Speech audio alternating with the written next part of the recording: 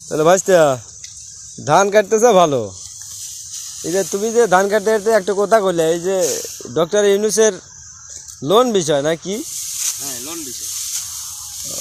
তুমি কি বলবে জানো চাইলা? ডক্টর ইউনূস সাহেবের অনেক তো টাকা পয়সা। আচ্ছা। এখন তাই বর্তমানে সরকার, তো এই সরকারকেই আমরা চাই। যাই হোক, এই সরকারের অনেকগুলো টাকা আছে, ইনভেস্ট করা আছে জায়গায় জায়গায়।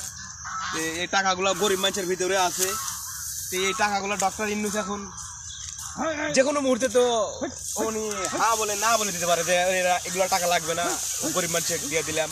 আবার পুনরায় ওদেরকে 50,000 করে কিংবা বাড়ি প্রতি 1 লাখ ওরা নতুন জীবন সাজাক, আমিও নতুন জীবন সাজাবি ডক্টর ইউনূস। তুমি বলবে চাচ্ছ ডক্টর ইউনূস হলেন একজন সরকার মানুষ, বিভিন্ন সংস্থার যে টাকা পয়সা দিছে উনি মাফ করে দিক। হ্যাঁ হ্যাঁ হ্যাঁ। ওই যে ভাইস্তা পায়ের মধ্যে